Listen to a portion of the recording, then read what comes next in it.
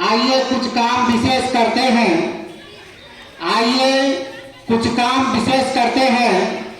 रोशन विद्यालय और देश करते हैं। अपने अपने गुरुओं के चरणों में वंदन करते हुए हम आज शिक्षक दिवस के कार्यक्रम का श्री गणेश करते हैं। तो शिक्षक दिवस के अवसर पर आज के कार्यक्रम का शुरुआत मैं कुछ चंद पंक्तियों से करना चाहता हूं। सूरज यह मधुमेह गुरु हमारा, सूरज यह मधुमेह गुरु हमारा, जहां पहुंच अनजान क्षितिज पर देता एक सहारा। ऐसा गुरु हमारा छिटका देता है जीवन हरियाली पर, राह दिखाता ऐसा गुरु हमारा। बरसती आंखों के बादल में, बरसती आंखों के बादल में अमृत की धारा भर देता है। हर अंधियारी को रोशन करता, ज्योति जगाता जीवन में। बन आषाढ़ के मेघों से बारिश बनकर ज्ञान लहराता, चाहे वह घट के अंदर, चाहे वह घट के बाहर। अंबर से आया वह छोटा टुकड़ा अंबर ही कहलाता। वह अंबर जीवन में आकर, वह अंबर जीवन में आकर हमको प्रकाश बनाता है। हर ऊंचाई छोटी पड़ जाती है। गुरु कृपा बरसती जब जीवन में, कैसे कह दूं क्या दे दूं, कैसे कह दूं क्या दे दूं, जीवन का सर्वस्व न्यौछावर कर दूं। तेरी हर एक आहट पर, तेरी हर एक आहट पर हम सब हार्दिक अभिनंदन करता हूं। तो आज के कार्यक्रम का शुरुआत में ज्ञान का दीपक जलाने वाली अनेक विभूतियों ने जन्म लिया है। भारत हमेशा से महान शिक्षकों का केंद्र रहा है, जिन्होंने अपने जीवन के अंततम ज्ञान का हम सभी के लिए मार्गदर्शन किया है।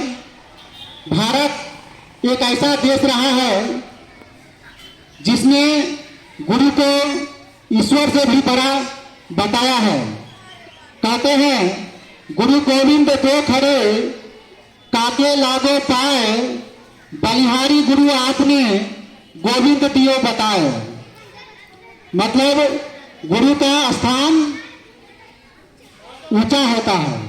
अगर आप के सामने भगवान और गुरु दोनों खड़े हो जाए तो आप किसे पहले प्रणाम करेंगे? तो गुरु का स्थान उच्च माना जाता है, क्योंकि गुरु ही आपको बताया है कि यह ईश्वर है।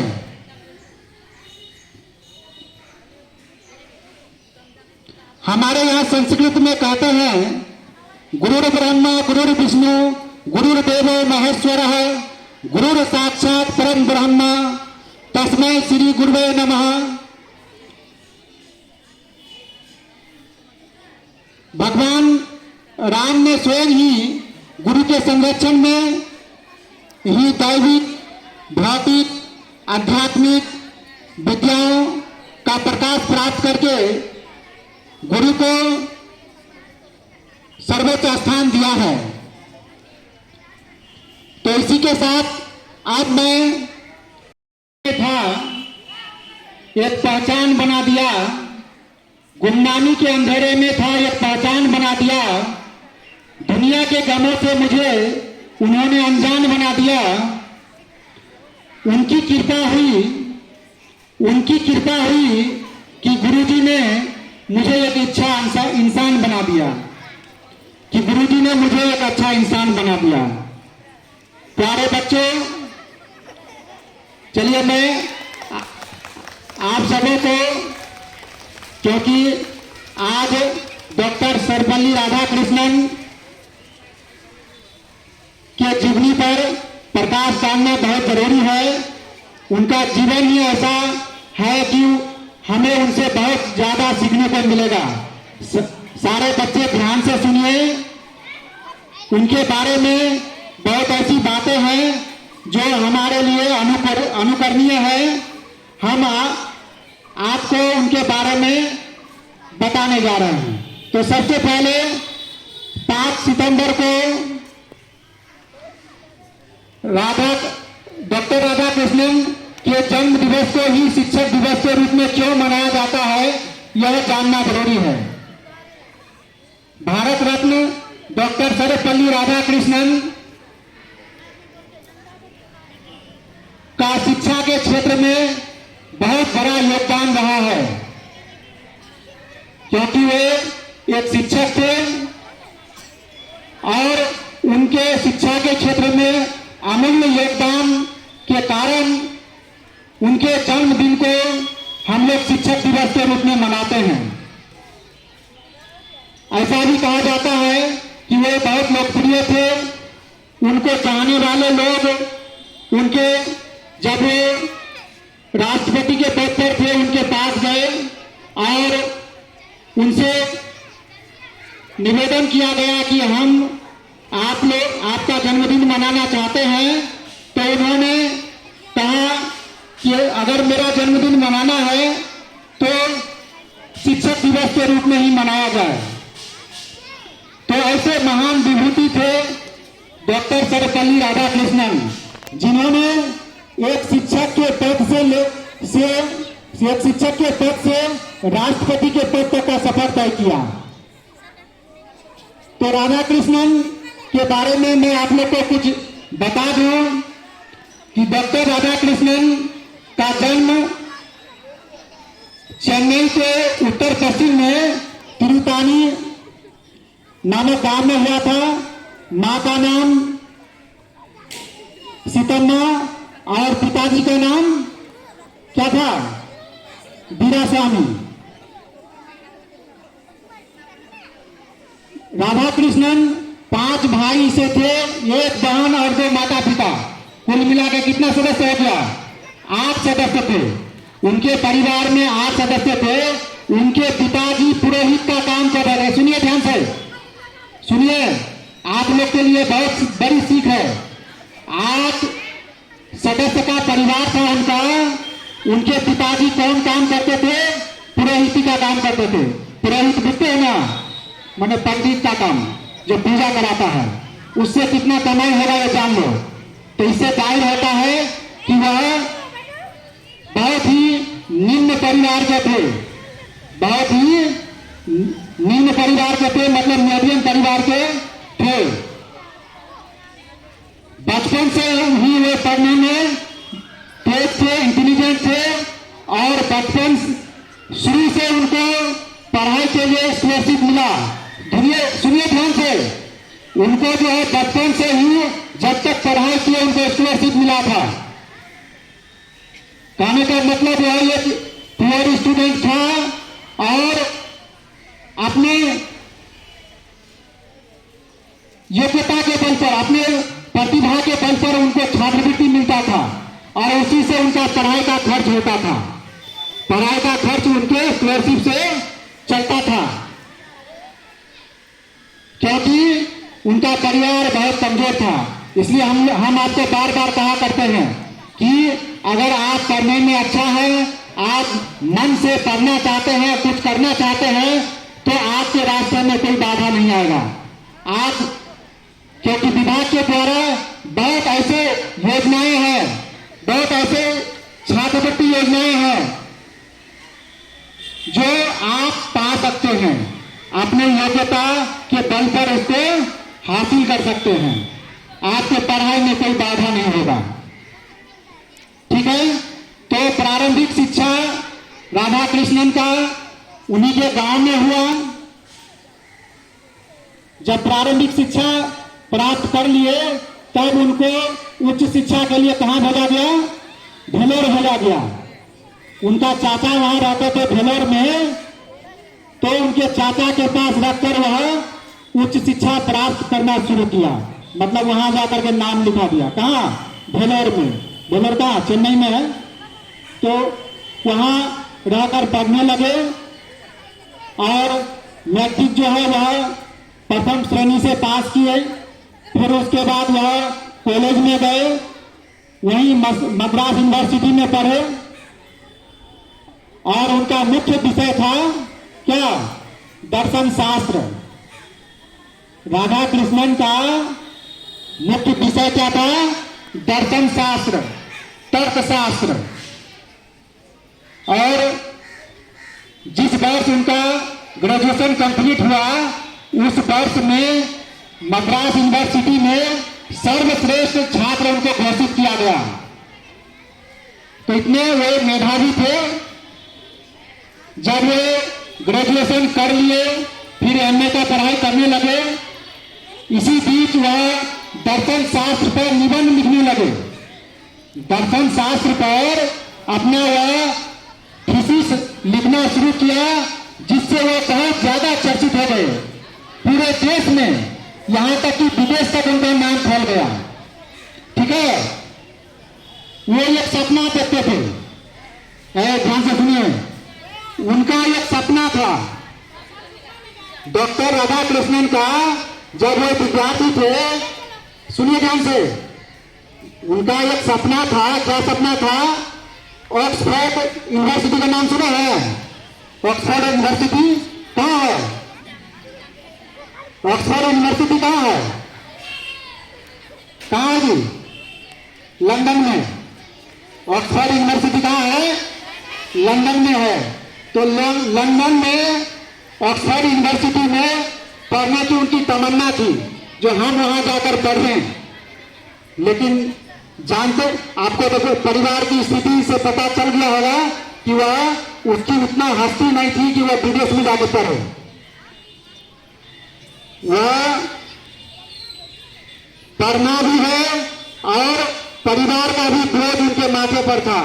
ट्यूशन पढ़ा करके अपने परिवार का भरण पोषण करते थे। सुन रहे हैं? क्या करते थे?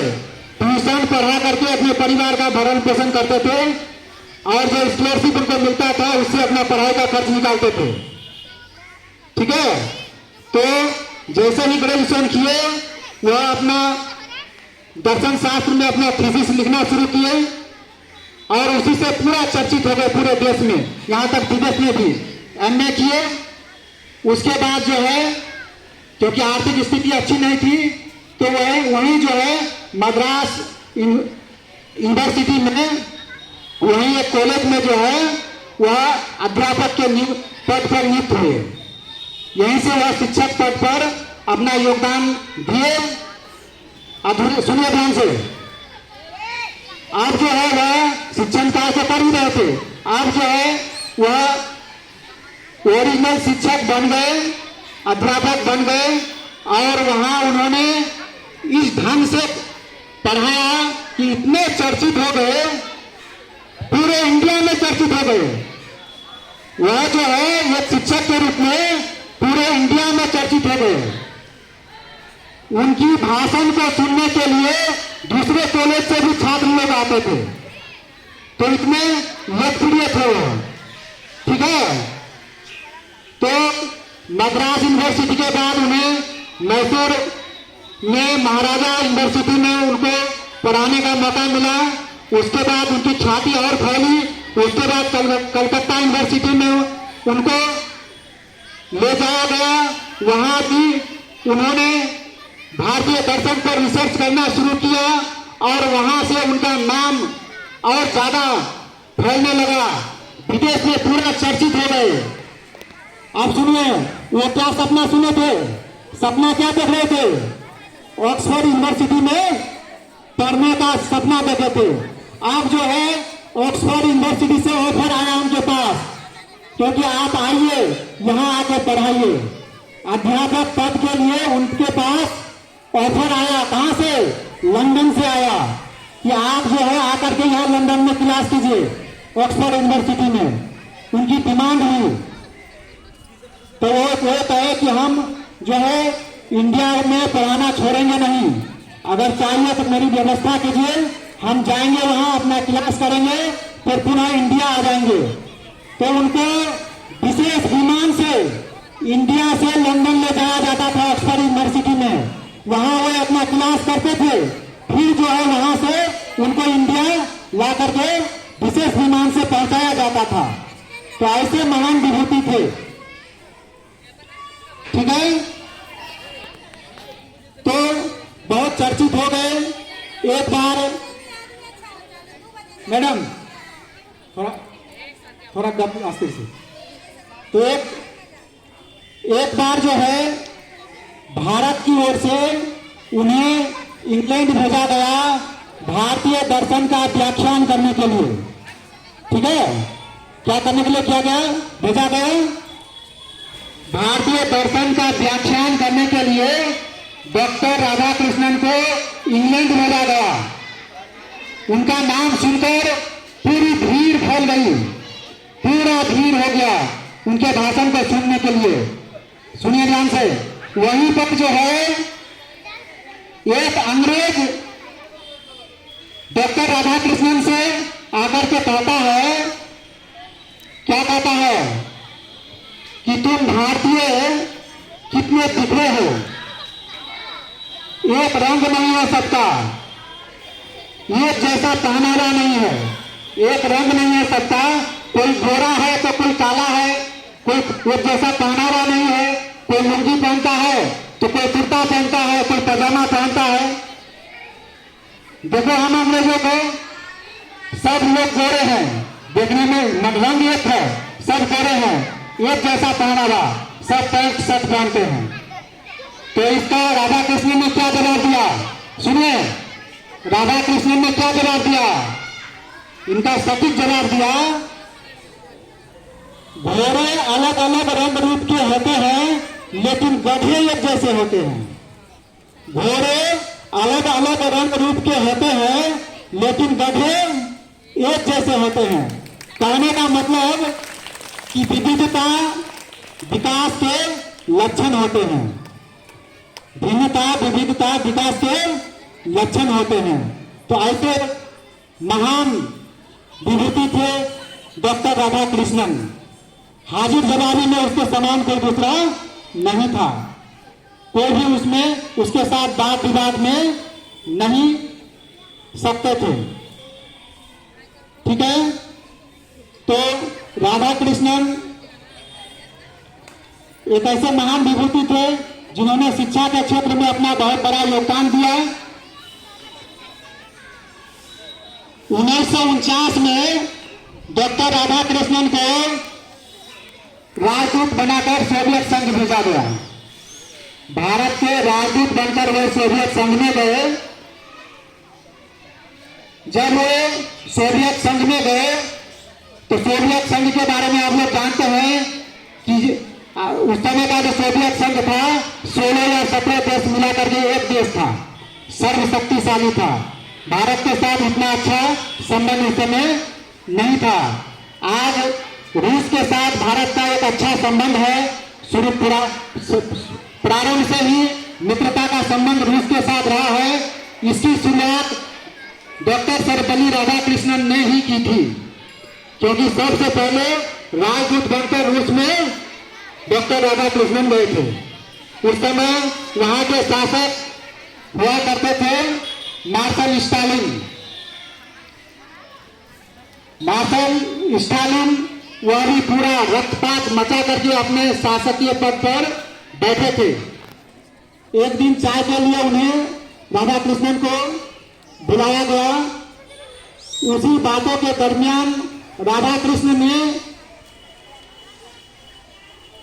उन्हें समझाया कि हमारे देश में भी एक महान सम्राट हुआ करता था जिन्होंने अपने 100 भाइयों को मारकर 100 भाइयों का कत्ल करके जो है गद्दी पर बैठा था। लेकिन बाद में क्या हुआ, वह एक भिक्षुक बन गया। कहीं आपके साथ ही ऐसा ना हो। कहने का मतलब उनकी आधा जो है उनका प्रभाव उन पर पड़ने लगा था, और वास्तव में हुआ भी ऐसा। जब पूरा प्रभाव राधा कृष्णन का उन पर पड़ा, जब वे रूस से इंडिया लौट रहे थे तो स्टालिन की आंख में आंसू आ गया। हाथ जोड़ दिए कि आपने हमें सुधार दिया। उनकी आंख में आंसू आ गया। कि आप सही कहा करते हैं। तो ऐसे थे, ऐसे महान विभूति थे डॉक्टर राधा कृष्णन। ठीक है, तो ये राजदूत रहे। 1952 में डॉक्टर राधा कृष्णन भारत के प्रथम उपराष्ट्रपति बने। भारत के प्रथम उपराष्ट्रपति 1952 में बन गए। 1954 में उन्हें भारत का जो सर्वोच्च सम्मान होता है भारत रत्न से नवाजा गया और 1962 में उन्हें राष्ट्रपति का पद से सुशोभित हुए। भारत के दूसरे राष्ट्रपति के रूप में पद ग्रहण किए 1962 में। और 17 अप्रैल 1975 को उनका निधन हुआ। आज उनकी देह हमारे बीच नहीं है, लेकिन उनका नाम अमर है। जब तक यह संसार है उनका नाम मिट नहीं सकता है।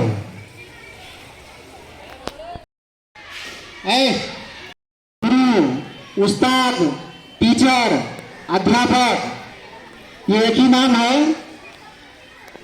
गुरु का क्या मतलब होता है? गुरु का क्या मतलब होता है? गुरु 2 अक्षर से बना है, गु और रू। तो गु का मतलब होता है अंधकार और रू का मतलब होता है दूर करना। अर्थात जो हमारे जीवन के अंधकार को दूर करता है वही हमारा सच्चा गुरु होता है। कई बार जो ज्ञान नहीं कर पाता है वह गुरु करके दिखा देता है। गुरु के बिना व्यक्ति भिखारी का जीवन जीता है, जीवन के मरुस्थल में भटकता है। बिना गुरु के दुनिया में इंसान बदलते देखा है। आम बसर की बात ही क्या है, सुल्तान भटकते देखा है। गुरु के नजरों में कुछ ऐसा जादू होता है कि हमारे जीवन में दृष्टि ही बदल जाती है। गुरु, समर्थ गुरु, सच्चा गुरु जब मिल जाता है तो बात ईश्वर से होने लगती है। गुरु के प्रति प्रेम होना सबसे उच्च कोटि का प्रेम कहलाता है। कबीर साहब कहते हैं, कर्ता करे सो कर न सके, गुरु करे सो होए। 3 खंड लोक में गुरु से बड़ा ना कोई।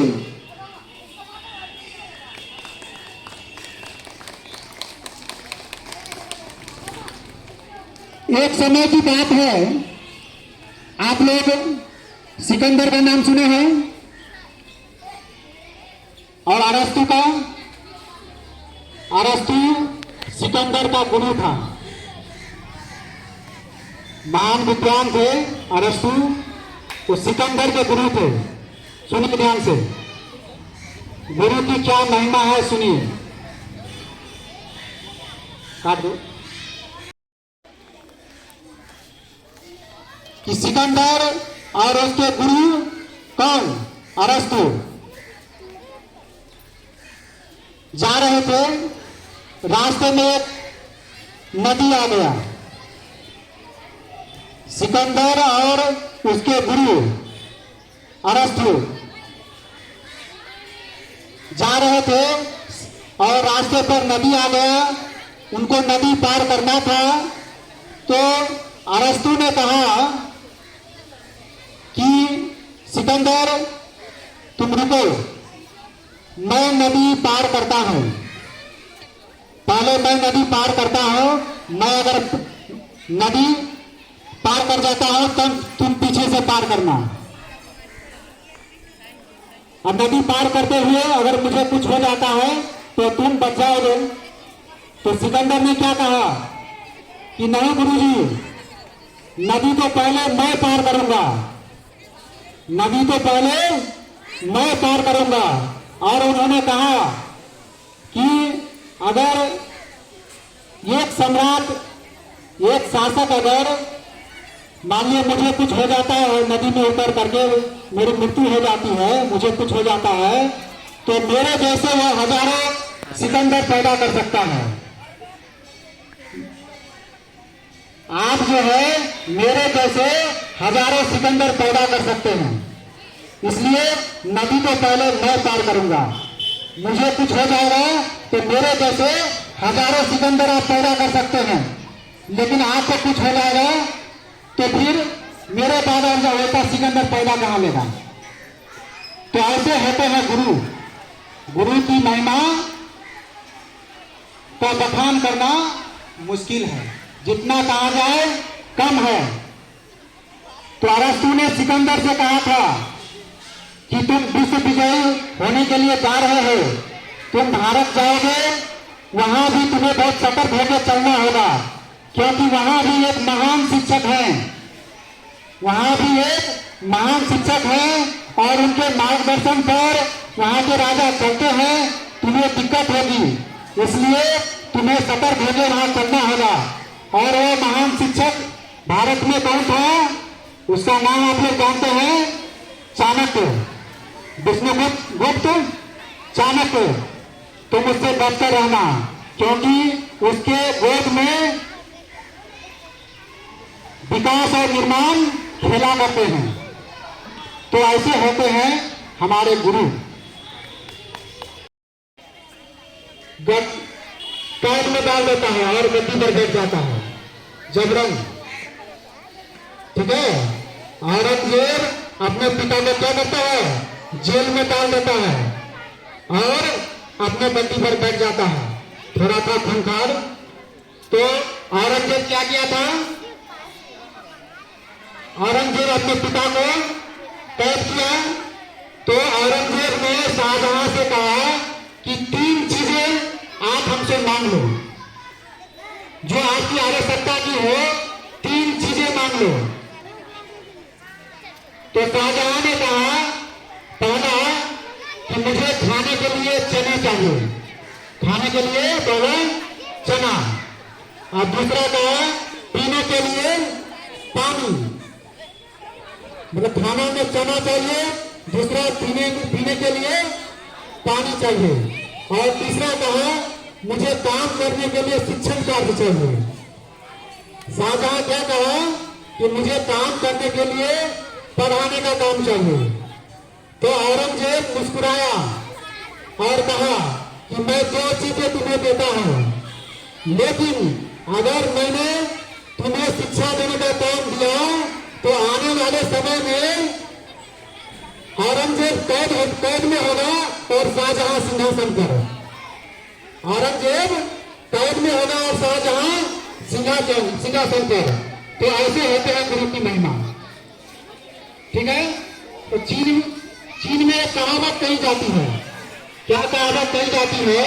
अगर 1 वर्ष की व्यवस्था करनी है, 1 वर्ष की व्यवस्था करनी है तो अनाज पैदा करो। 1 वर्ष की व्यवस्था करनी है तो अनाज पैदा करो, और 10 वर्ष के लिए अगर सोचना है तो फलों के बीज दे दो। 10 वर्ष की व्यवस्था करनी है तो फलों के बीज दे दो। अगर पीढ़ियों के सोचते हैं कि पीढ़ी दर पीढ़ी मेरा की सोचते हैं, तो पीढ़ियों की पीढ़ी सोचने कौन सोच सकता है? वह शिक्षक ही सोच सकता है। ठीक है, पीढ़ियों की अगर सोचते हैं तो वह शिक्षक बनाते हैं। तो आज आवश्यकता है पुनः शिक्षा और शिक्षक को पुनः गुरुकुल रोड मैप में चलने की। गुरु कुम्हार शिष्य कुंभ है, गढ़ी गढ़ी काढ़े खोट, अंतर हाथ सहार गए, बाहर बाहे चोट। जिस तरह कुम्हार कैसे मिट्टी का बर्तन बनाता है, एक हाथ से अंदर में उसे सहारा देता है और दूसरे हाथ से क्या करता है? पीटता है।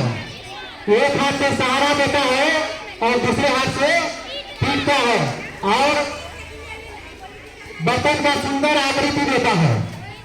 जिस तरह कुम्हार बर्तन को ठोक ठाक कर एक अच्छा सुंदर आकृति देता है, उसी तरह शिक्षक आपको संभालता भी है, पीटता भी है, डांट फटकार कर आपको अच्छा बनाता है।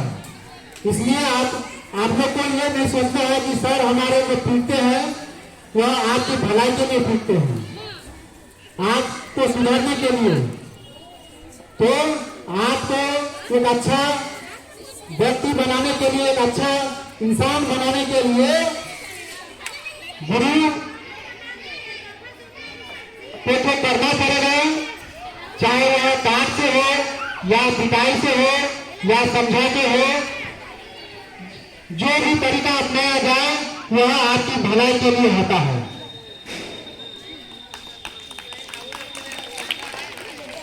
तो इसी के साथ